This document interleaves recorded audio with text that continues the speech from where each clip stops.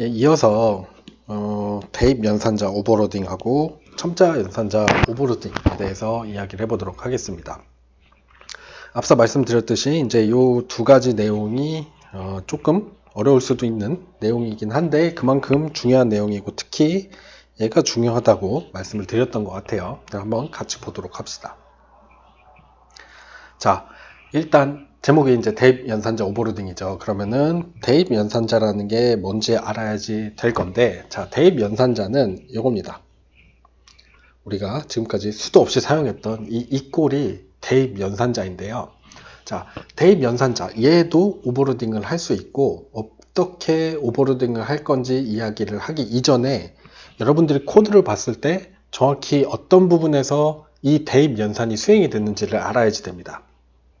자, 뭐 빨간색으로 표시된 내용은 조금 이따가 보고요. 요 밑에 코드 먼저 볼게요. 자, P1, P2 객체 만들었고요. 자, 여기 이게 중요합니다. 자, 우리가 P3 객체를 만들면서 얘를 P1으로 초기화해 주고 있죠. 이거예요. 자, 무슨 얘기냐? 초기화해 주고 있다고 했죠. 지금 여기에 이 꼴이 있긴 하지만 이때에는 대입 연산자가 호출되지 않습니다.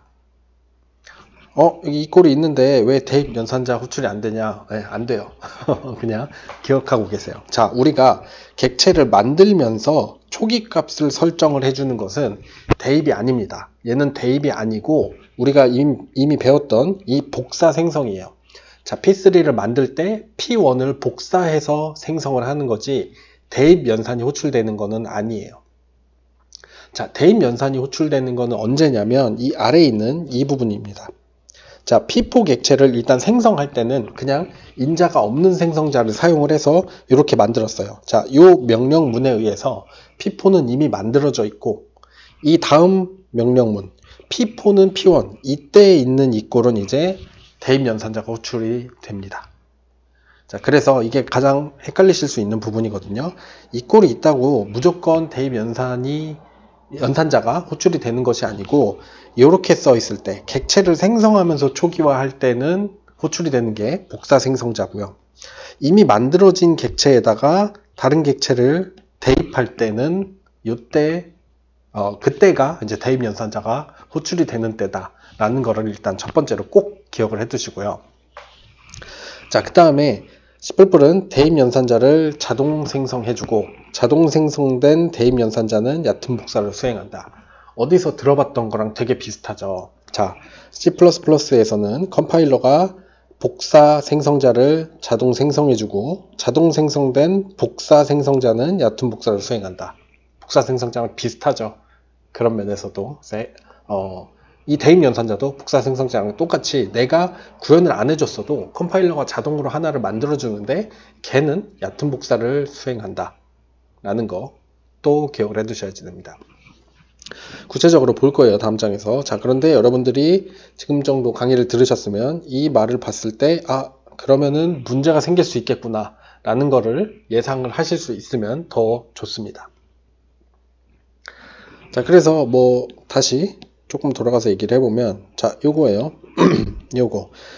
우리가, 여러분들 지금까지 타이핑을 저 따라서 해보고 계셨다면, 지금까지 만들어 놓은 것만으로도 요거를 호출하는데 문제가 없습니다. P4는 P1 이렇게 할 수 있어요. 자, 그런데 P4는 P1 하게 되면은, 얘가 다음에 나오겠지만 미리 예측을 해볼까요? 자, 얘를 봤을 때, 얘는 이 꼴이 연산자이기 때문에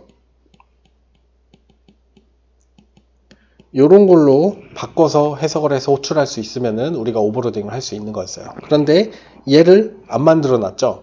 그래도 가능한 이유가 뭐다? 아까 위에서 설명한 우리가 이런 함수를 포인트 클래스의 멤버 함수로 오버로딩해서 만들어 놓지 않았어도 자동으로 하나 만들어 줬기 때문에 가능하다는 것까지 다시 한번 요약해서 말씀을 드리겠습니다.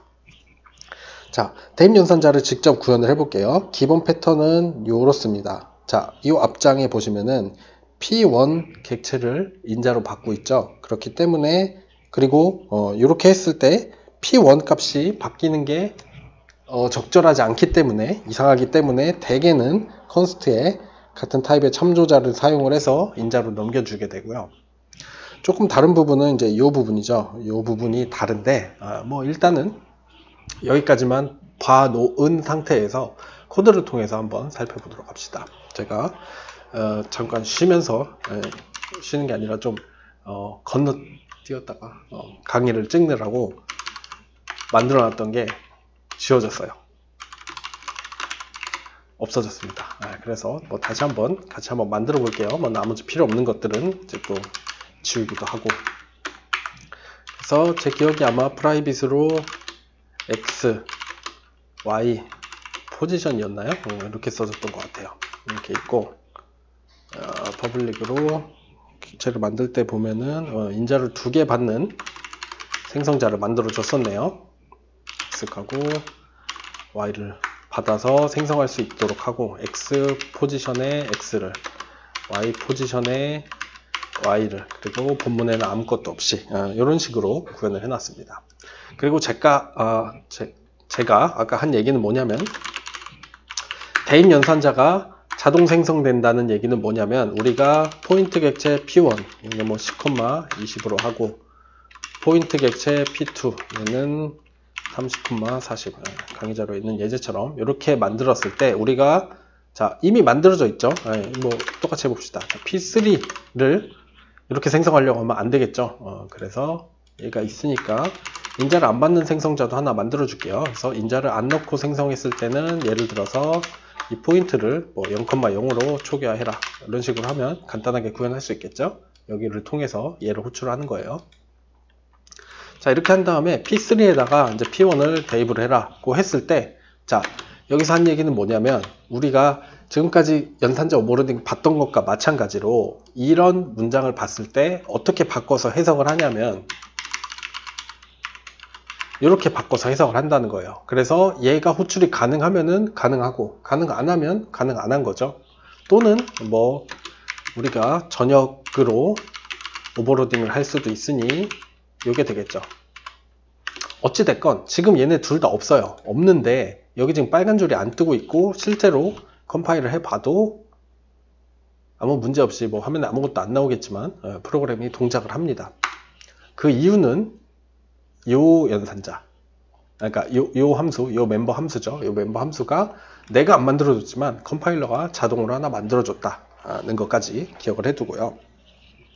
직접 한번 만들어 볼게요. 여기 강의자로 있는 것처럼 이 형태로 사용을 해가지고 한번 일단 적어 놓아 보겠습니다. 자, 그래서 대입 연산자 어떻게 구현하면 되냐면은 여기 이제 타입이라고 써 있는 건 뭐 클래스마다 클래스가 타입이니까요. 다를 수 있으니까 그냥 일반적으로 타입이라고 적어 놓은 거고, 자, 자기랑 같은 이 포인트 클래스 객체의 참조자를 반환하는 오퍼레이터 equal 함수를 만들어 줘야지 되는데 얘는 인자로 const 포인트 참조자인 RHS를 받도록 해주면 됩니다. 자, 이러면은 일단 얘는 아니지만 얘를 호출할 수 있는 상황이 됐어요. 자, P3 객체 포인트 클래스에는 오퍼레이터 equal이라는 함수가 있고 인자로 포인트 객체를 받으면 됩니다. 물론 받을 때 const 참조자로 받긴 하지만 P1을 넘겨주는데 아무 문제가 없어요. 자, 이렇게 해놓은 상태에서 그러면은 이제 본문에서 구현이라는 건 이 body에서 우리가 뭘 구현을 해야지 되냐라는 거죠. 보시면은 조금 복잡해 보일 수 있는데 순차적으로 볼게요. 잠시만요. 여기 뭐 말해두고 넘어가죠. 자, 참조용으로 반환하게 돼 있는데 요 얘기예요. 여기 지금 반환할 때 그냥 타입을 반환하는 게 아니라 타입에 앰퍼센드가 붙어 있죠. 즉 참조자를 반환한다는 얘기입니다. 이렇지 않으면 무슨 문제가 발생을 하는지는 여러분들이 한번 생각해 보시고, 아무리 생각해도 모르겠다고 하면 클래스썸에 내가 생각하기엔 이런 거 같은데 아닌가요? 뭐 이런 식으로 질문을 해주시는 게 가장 좋을 것 같아요. 좋습니다. 일단 간단한 부분부터 보죠. 자, 이 RHS 여기 P1이 인자로 넘어가겠죠? 요 문장을 봤을 때 P1의 XY 좌표가 P3에 들어가는 게 가장 적절하겠죠. 그래서 그렇게 구현을 해줄 겁니다. 지금 이 함수가 호출된 건 P3의 멤버 함수로 호출이 된 거니까 얘가 가지고 있는 X포즈는 P3의 X포지션이고 여기다가 저 RHS 인자로 넘어온 P1의 X포지션 Y포지션에다가 인자로 넘어온 RHS의 Y포지션을 대입해주면 돼요. 자, 그러면은 이제 P3에는 P1, XY 값 10,20이 들어가 있게 될 겁니다. 아무 문제 없죠. 심지어 얘를 보이드로 해놔도 저 함수를 호출하는 데는 아무 문제가 없어요. 그래서 저 스트림 삽입 연산자 오버로딩을 지워놨는데 다시 구현하기 너무 기니까 다시 프린트 포지션을 가져다가 일단 쓰도록 하겠습니다. 아이고. 그래서 X 포지션 간단하게 그냥 콤마만 집어넣어서 Y 포지션 출력하게 해볼게요. 여러분들은 작성하던 코드가 있으면은 그거를 사용해서 적절히 사용을 하시면 될 것 같습니다. 그래서 P3에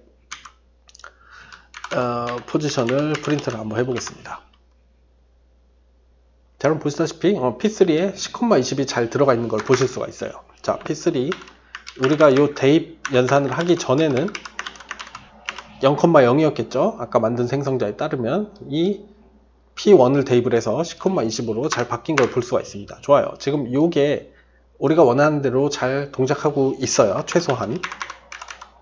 자, 그런데 강의 자료에서 보시는 것처럼 지금 얘네들 뿐만 아니라 여기서 여러 가지 작업들을 해주고 있습니다. 자, 여기서 일단은 얘를 다시 돌려놓고요. 요거는 이제 제가 물음표하고 질문해 놓은 내용이니까 조금 약간 고급적인 내용이고, 이 본문을 볼게요. 이 본문의 첫 번째 이 파트에서 무언가 작업을 해주고 있습니다. 자, 왼쪽 객체 주소가 오른쪽 객체 주소와 같은 경우 왼쪽 객체의 주소를 역참조하여 반환한다 라고 되어 있어요.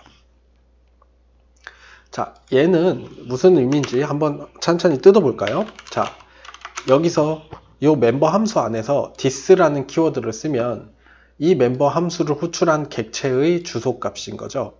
즉 P3의 주소값이 저 this에 들어 있습니다. 자, 만약에 P3의 주소값이랑 지금 RHS에는 P1의 참조자가 들어있는 거죠. 자, P1의 주소가 같으면 아무것도 할 필요 없죠. 자, 보세요. 주소가 같은데 값이 다를 수 없죠. 그 똑같은 칸인데 거기에 두 가지 다른 값이 들어있을 수 없어요. 그러니까 주소가 같으면은 당연히 이미 P3와 P1의 값이 같다는 얘기니까 우리가 아무것도 해줄 필요가 없습니다. 그래서 여기서 그냥 포인트의 참조자를 리턴하게 해줬으니까 자기 자신을 역참조해서 반환을 해주면 되는 거예요. 역참조는 이게 아니고 이거죠. 자, this를 역참조하면은 P3 객체가 될 거고 그냥 그 P3 객체 자체를 다시 반환을 해주는 겁니다. 요거 이해하시면 돼요.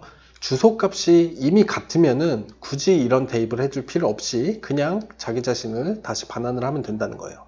또는 아까 보이드인 상태였다면은 적어볼까요? 뭐 이런 거였다면은 그냥 함수를 그냥 여기서 끝내버리면 되죠. 얘를 또 해줄 필요가 없다는 거 여러분 이해가 되시나요? 자, 이런 상태고 우리가 포인트의 참조자를 반환하도록 했기 때문에 여기서 우리는 다시 한번 값을 대입한 뒤에 this를 반환을 하게 됩니다.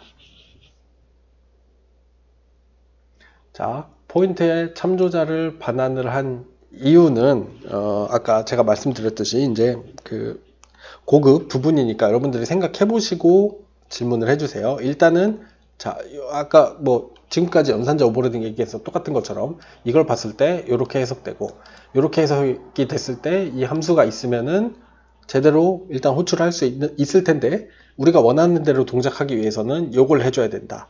이 정도까지 이해하고 계시면 될 것 같습니다. 좋아요. 근데 끝이 아니에요. 자, 그래서 아까 여기 페이지였고 요 다음 페이지에서 요거 뭐 제가 작성한 거랑 비슷한 코드를 여러분들한테 보내드릴 테니까 한번 보시고 실행도 해보시고 체크를 한번 해보시고요. 자, 이 얘기가 안 나올 수 없죠. 아까 얕은 복사 얘기가 나왔으니까 깊은 복사 얘기가 나옵니다. 제가 다음 영상에서 이어서 한번 이야기를 해보도록 할게요.